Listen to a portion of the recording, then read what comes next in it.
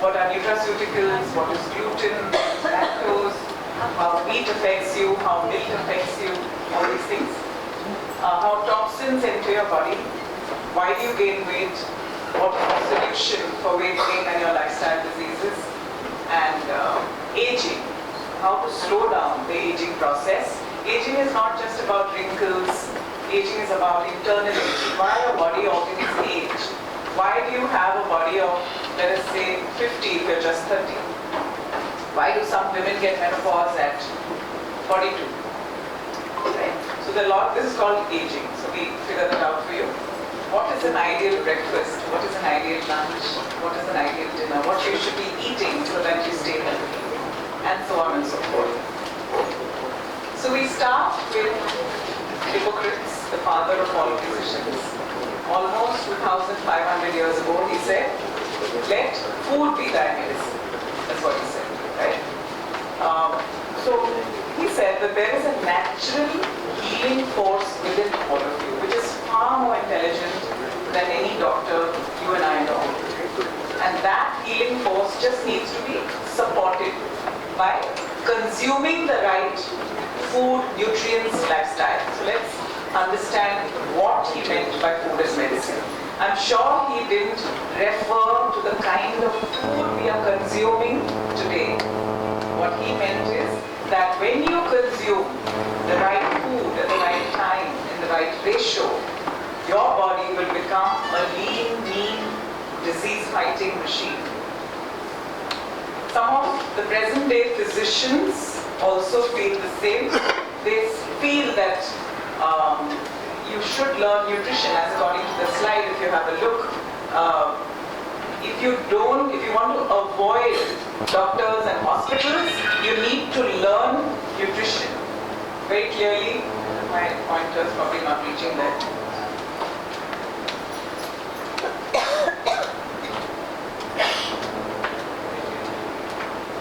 Okay. So you need to learn about nutrition, about natural medicine. Only then you can truly learn to be healthy. So I have a point.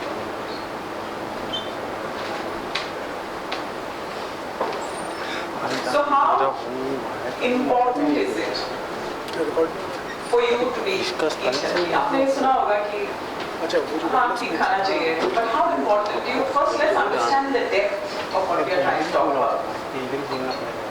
75% of how you look and how you feel depends on what you choose to eat. Today, if you're feeling energetic, it's because of the way your lifestyle is. If you're happy with the way your body is blessing you right now, it's because you are looking after it probably. So we are an expression of our nutrition.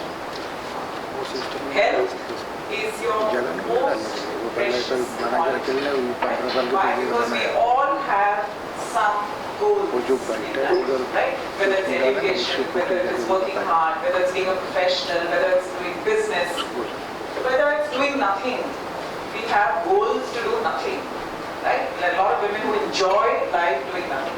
But whatever is your goal, you still need a healthy body, because even if you're doing nothing, you'll be miserable when you're doing nothing. So you need a healthy body capped with a well-functioning mind. If your goal is business, for instance, you need to be able to take risks, you need to be able to travel, you need to be able to think, and you cannot do all of that if you're depressed, if you're not feeling good, if your energy is low, if you have diabetes, if you're taking injections for various reasons. So whatever your goals are, every human being has some goals, right? Whatever your goals are, suppose your goals are just to look beautiful. Beauty is an inside job. If your body is not detoxified, you don't have enough antioxidants, you don't have a good skin, you cannot look good if internally you're choked, deficient, your biochemistry is not correct, you have acne on your face, because choking inside will reflect in acne around your face. So whatever be your goals, if it is to do nothing, or to be a professional, or to do business, whatever, you need to be there. Right? So it is your most precious commodity. define health. What do you mean by health? Health doesn't mean just being slim. So, health is a state of dynamic well-being. It is a state that reflects physical, mental and spiritual well-being, where you experience boundless energy and a very strong and positive emotional state. That is how you should look at it, right? So coming from there, let's start with the food. Nutraceuticals. What are nutraceuticals?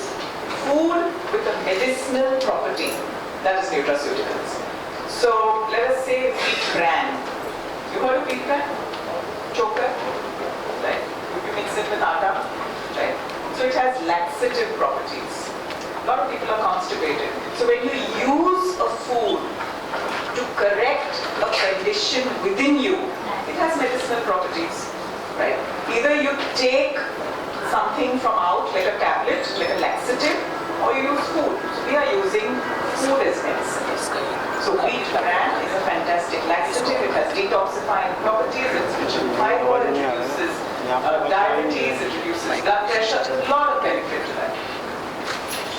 Fish oils. You get them in capsules. They reduce blood clots. Excellent for reducing triglycerides, high blood pressure. So that is food as medicine. Then you have ginger and garlic in every home, right? Adrak and lasan. Tremendous healing properties. Lasan, it will help you to reduce your blood pressure. Just 2 bits of garlic chopped fine. Take it every day in the morning. It dilates, vasodilator. Dilates your blood vessels and helps to reduce blood pressure along with the other things that you do. Right? Ginger prevents nausea. If you have travel sickness, when you travel by car, some people feel like vomiting on long distance. So if you take little ginger juice with a bit of honey, just before you travel, you will not get the nausea. For at least 2 to 3 hours, you will not get the nausea. So instead of popping a tablet, so this is food as medicine. I'm just giving you examples of what is food as medicine. Now we touch a little upon what is gluten, because everyone consumes wheat and maida. Correct? All biscuits in this world are made of maida. Only the health biscuits, they have a little bit of oatmeal and bran. That also very little. There is maida in every biscuit. Okay? There is wheat in every house. Right? And wheat, you should know what you're consuming. Right? So wheat has gluten. These are the problems with wheat. And why you should change now? Because the environment that we live in cannot sustain human health anymore. I'll come in detail to that, why it cannot sustain. Earlier we were living in a cleaner environment. Now our environment is getting very toxic. So we'll come to that later. We'll focus on gluten. Gluten is the protein in wheat. What does it do? Why is it a villain? It is a villain because your small intestine has these villi. You see these hair-like structures called villi. They absorb the nutrients from what you eat. But when you consume wheat, and if you're sensitive to gluten, right, you get something called celiac disease. It cuts the villi. It just cuts it. So by the time you're 40, 45, you have no villi left to digest your food. And you don't know about that. How do you know you're not digesting? You don't know. The only symptoms you're aware of is gas, bloat, distension, low energy, hair fall, nails that are breaking, depression, dry skin. Naturally, because you're not absorbing nutrients, your body's reacting, right? So you get all of that. So it's important to understand that if you have celiac disease, if you're gluten sensitive, then one should stop or reduce consumption of gluten. How do you know that you have celiac? How do you know you'll be sensitive? Firstly, through the symptoms. Secondly, there are very simple gene tests that one performs by giving your saliva. They just cost 1,500 to 2,000 rupees, these tests.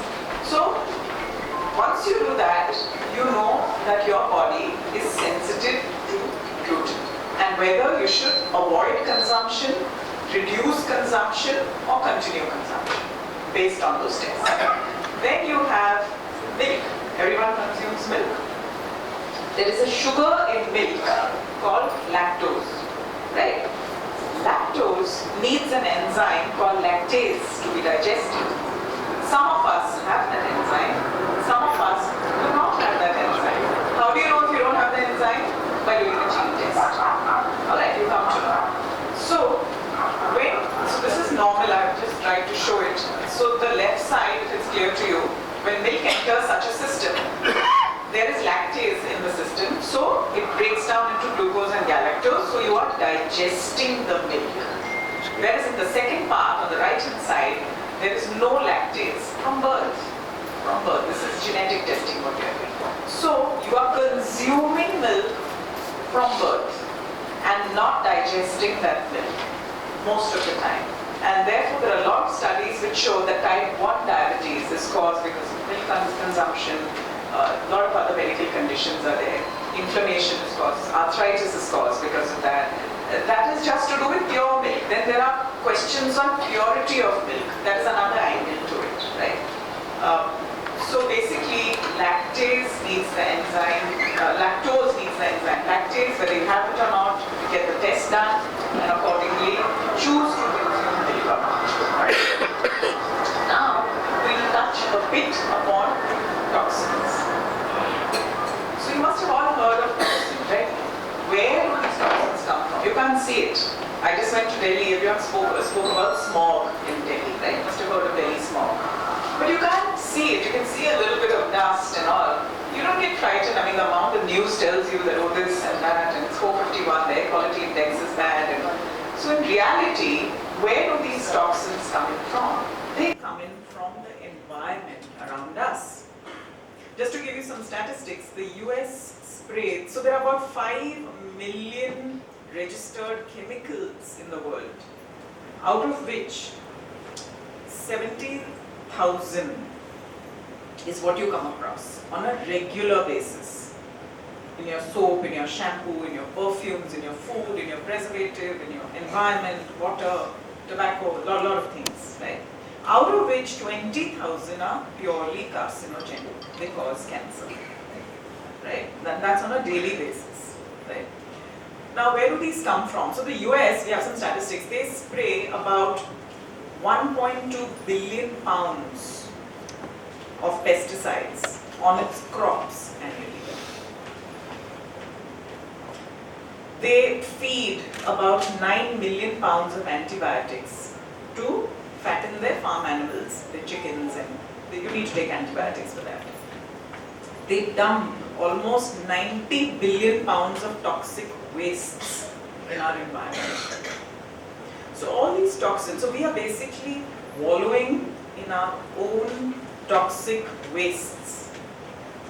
Like there's radiations, there's a lot of pollutants, carbon monoxide, car exhaust, nitrogen oxide, sulfur oxide in the air. These are air pollutants. There's water pollution. So all these toxins enter your body through your nose and your mouth. Right?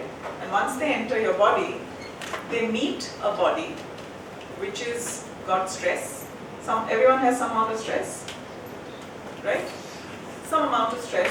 Right? Even if you don't have stress, you create stress. Right? And so it enters a body which has got stress and a body which has no time to exercise. Some of us exercise. Most of us don't exercise. And even if we do exercise, we don't like to exercise. Right? Not exercising itself is a stress to the body because the body is designed to exercise. Like the car is designed to move. So if you don't move it, it's a stress to the body. It causes acid states. So acid blood, acid saliva, acid urine. This is what it causes. Now once your body is in acid states, what happens is there is growth of bacteria because bacteria love that acid state. So there is yeast, mold, fungi, bacteria growing inside your system. And you cannot see these bacteria, but there's signs you can recognize. You'll get constant phlegm, mucus, cough, cold, fever, low immunity, mood swings, depression, lack of focus, anger, so all these things. And this leads to an inflammatory state. your body is in a state of inflammation. Inflammation in simple terms, what we call is sujan, inflammation. But this is not really sujan, it is something like, it's a change from the normal. So there is an inflammation in the entire system. And that is the root cause of every lifestyle disease. This particular slide which I have put is completely telling you about the environment, how it puts all the toxins in your system and how your body gets affected because it has low energy and GI tract problems, hormonal imbalance, hair fall, all these problems take place because of the outside influence from the environment. Now toxins affect each one of us differently, right? Some of us put on weight because of toxic overload. It affects those systems where it slows down your metabolism, so you just start gaining weight, right? As your waistline grows, so does your health risk. Others have poor skin because they cannot remove these toxins appropriately. There are others who get low immunity, low energy. Alright? So this slide that I've put is, it tells you to consume at least 9 cups.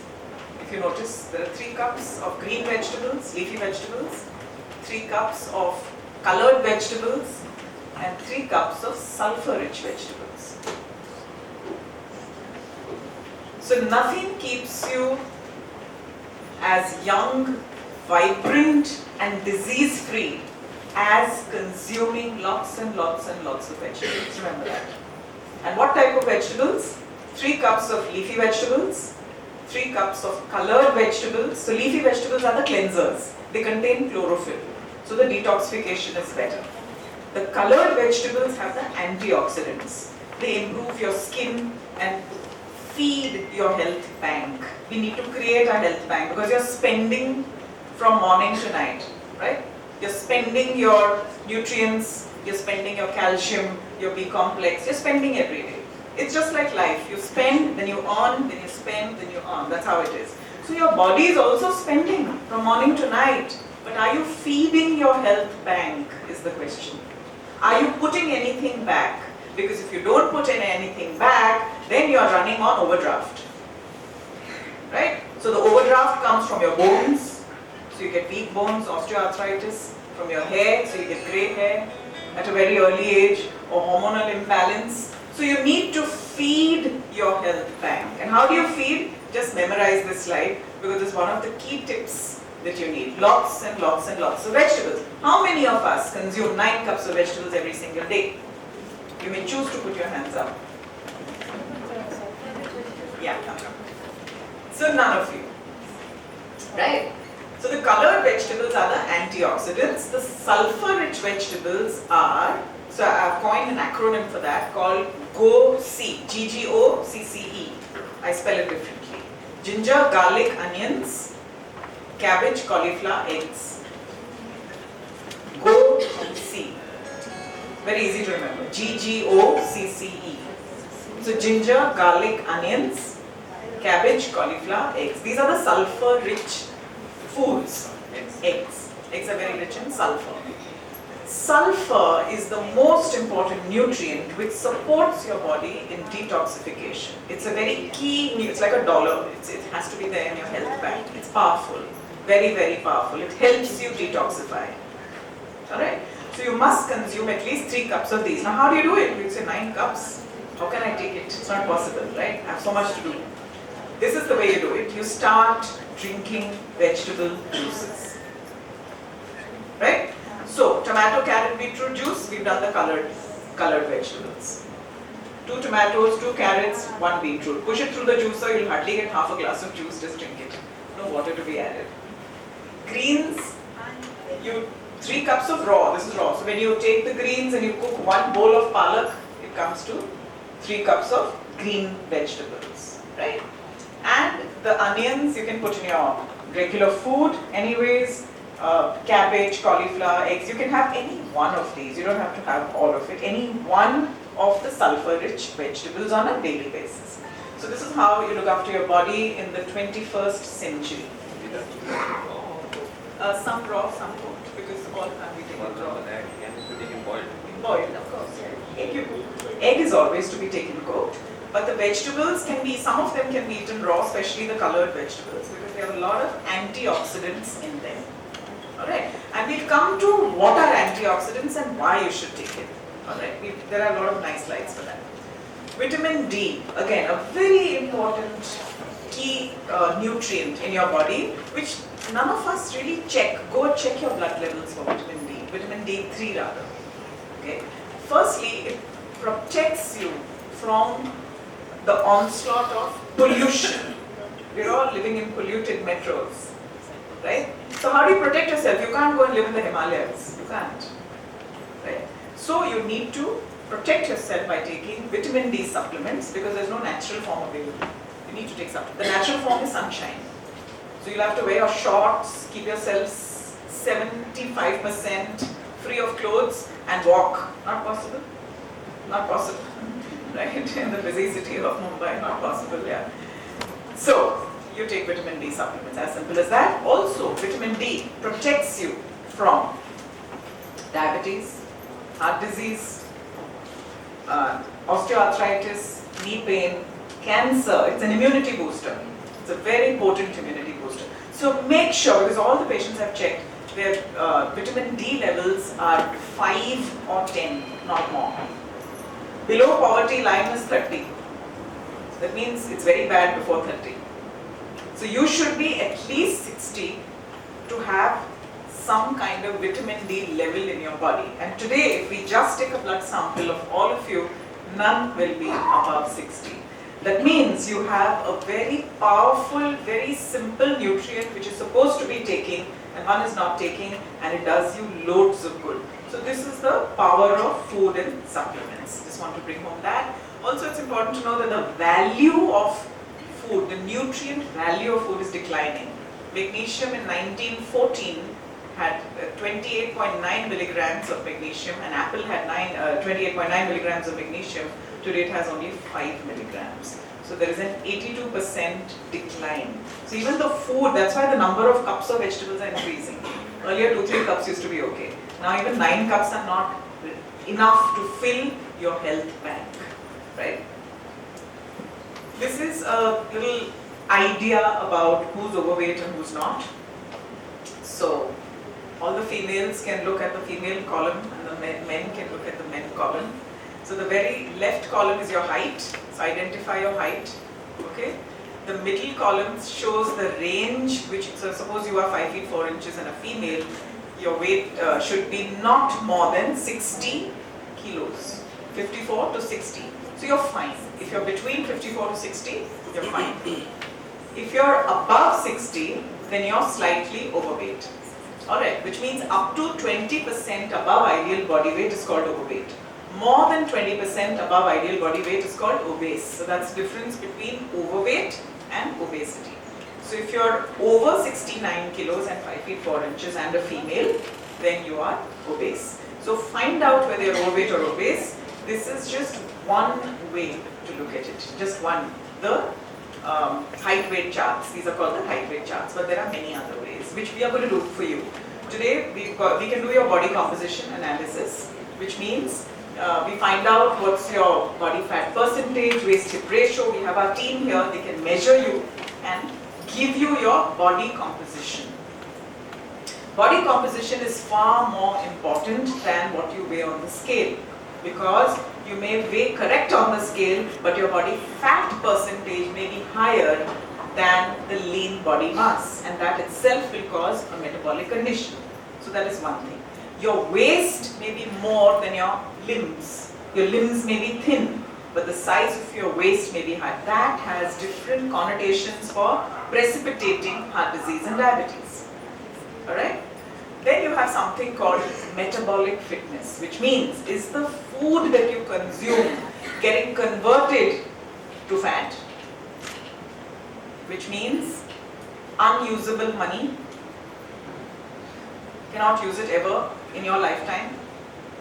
Is the food getting converted to fat, or is it being used as energy? That is called metabolic fitness. Alright? You may be very thin, but yet you may not be metabolically fit. So we'll go a little deeper into obesity to understand this, because the root cause is the food and the little bit of fat that one gains. So there are many types of fat. I don't know if you're aware of that. You thought fat is fat, right? What you can pinch is fat, right? Now what you can pinch is the subcutaneous fat, fat beneath the skin. But there is fat which is inside the abdominal cavity, which is not what you can pinch, which is around the liver, around the intestines, around the pancreas, the spleen, the kidneys. That's called visceral fat. What you need to worry about is the visceral fat, right? There is perirenal fat, there's epicardial fat, there's ectopic fat. We won't go into details on that. Yellow fat, brown fat, white fat, right? We are only going to talk about two types of fat. Subcutaneous, one beneath your skin, which looks bad, but is not very harmful. Okay? It's there, it doesn't make you look good, but that's okay. But visceral fat is something which makes you have very thin arms and legs, but there is a lot of visceral fat inside the abdominal region. We'll tell you how to figure that out. And that is the only reason you should want to really lose weight, do the right body composition, start a health program, because the visceral fat precipitates all kinds of medical conditions. So that is visceral fat. I pointed that yellow part around the intestine, that's visceral fat. That is the main concern. It is linked to metabolic disturbances, cardiovascular disease, inflammation. It causes a lot of inflammation, and it raises your cholesterol, raises your triglycerides, okay, and causes insulin resistance, which is pre-diabetes. That's a more clear picture of visceral fat right in the center. Benefits of losing this fat is it lowers your blood pressure, lowers your triglycerides, lowers your lipids, and lowers your risk for diabetes. How do you know if you're visceral fat? If you're a female and your waist circumference is more than 32 inches, you have visceral fat. If you're a male and your waist circumference is more than 35 inches, you have visceral fat. So the World Health Organization has certain waist circumferences for world standards and certain waist circumferences for Asian standards, because we are more prone to heart disease and diabetes than other populations. So for the world at large, globally, the WHO says if a male has a waist circumference of around 40, he doesn't have visceral fat. If it's above 40, then he has visceral fat. And for 40 inches. And a female, 35 inches. So 40 inches, no visceral fat. Up to 40 inches globally. Yeah, for the Caucasians, for the Europeans. What about this part of the world? For the Asians, it's 35 inches. For Asians, it is 30, and for females, it is 32 inches. And the Asian male is 35, Asian female is 32 inches. Globally, it is 35 for females, Europeans are 35 for female, and 40, they don't have that, they have more subcutaneous fat. But Indians develop more visceral fat. Again, when you boil it down to our country, Genetics or lack of exercise? Genetics. Yeah. We are born with a certain ratio. We are not very muscular as people. We have more percentage of body fat and less muscle tissue, lean body mass. We are not very muscular to look at, right? Most of the Indians have the weight around the waist, if you notice. Waist is the biggest issue, right? So that's one of the reasons. And visceral fat drives up your risk for diabetes and heart disease and stroke and aging and inflammation. Okay? So how do you measure your waist? I'll put that up also. The widest part of your waist to be measured by leaving your stomach loose. When you hold the tape, don't tighten your stomach. 2-3 inches will go in just like that. Leave it loose, and then you to your own waist, and for the hips, it is the widest part of the hips. Use a regular measuring tape, not a stretch tape. Sometimes you get these stretch tapes. Now, body shape also tells you a lot about visceral fat. So there is apple-shaped body and a pear-shaped body. Women who have heavy hips and a narrow waist have a pear-shaped body. And apple-shaped body is when there is most of the weight above the waist. You know, the stomach, abdomen protrudes out from the diaphragm. So that's the rough shape, apple-shaped and pear-shaped body. And this has more visceral fat. The apple-shaped body has more visceral fat. The pear-shaped body has more subcutaneous fat. Not very harmful, may look bad, but not very harmful for health. Right? So what do we do about this visceral fat? Firstly, bring your weight under control.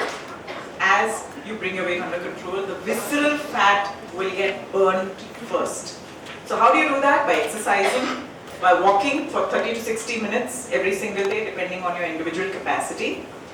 Follow a scientifically designed food plan, not fad diets, like the keto diet or the fruit diet or a fasting diet. No.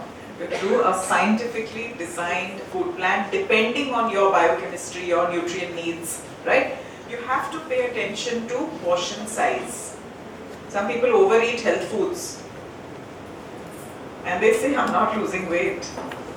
Why? Because I can eat unlimited health foods. No, even that, too much of a good thing can also be bad for your health. Alright? So once you start losing weight in a correct manner, the visceral fat comes down. So that's the important thing to know. Now the beauty about the body is that even if you lose 5%, what is 5%? 5 kilos in 100 kilos. It's not much. So all of you are definitely not 100 kilos. So it's what, 3 kilos for you? Or 2 kilos maybe? That's a 5%, right? Even if you lose 5% of your body weight, you get prevention from diabetes, you get an insurance from there. There is improvement in urinary stress continence, which a lot of women suffer from after 50, mobility, joint pain, PCOS, all these benefits you get. Your glucose tolerance improves, triglycerides improve, HDL, the good cholesterol goes up.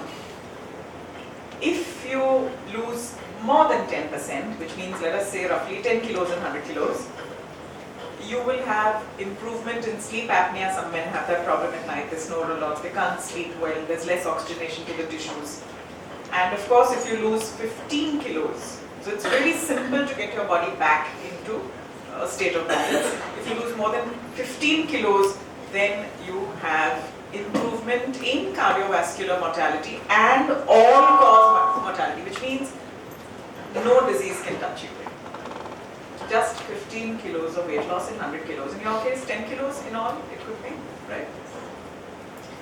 So a lot of people ask me that I'm constantly eating right, blah, blah, why am I not losing weight? So I put this slide for that. Why do some people not lose weight even when fasting? Because your body needs protein, nutrients, sulfur-rich foods, antioxidants, glutathione, all of these things to lose weight. By starving, less food leads to a form of cellular starvation, which in turn will lower your metabolism. It will cause you to gain weight eventually. You may lose your initial 3-4 kgs and then it will cause you to gain weight, because no one loses weight on just salad, right? There is proof. So what is the real solution? The real solution is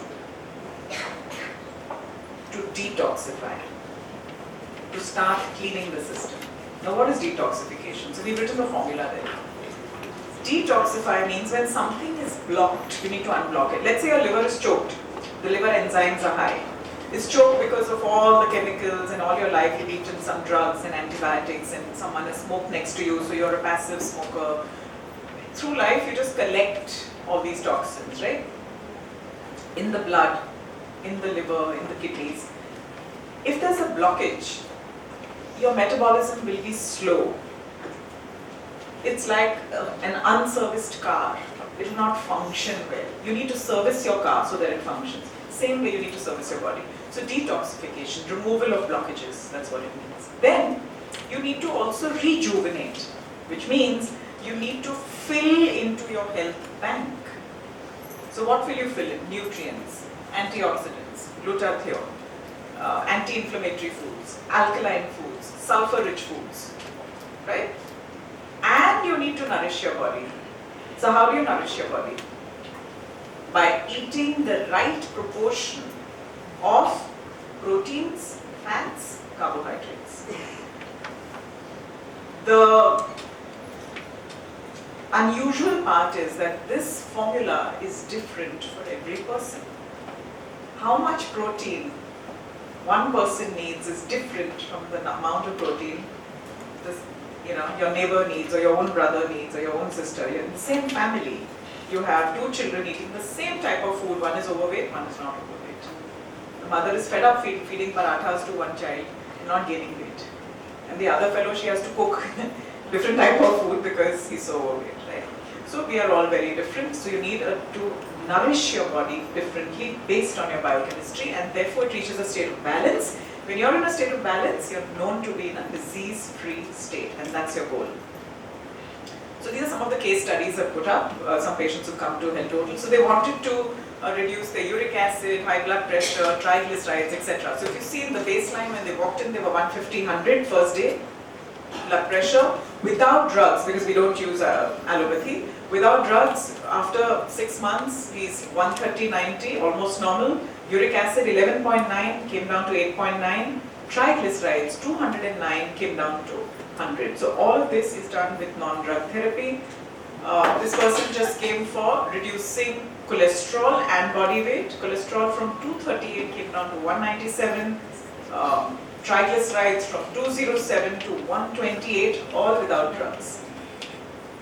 So we've put up some about 25 case studies here, in which, if you notice, let's say Mr. VB, the third from the bottom, he was 99 kilos when he walked in, 73 when he walked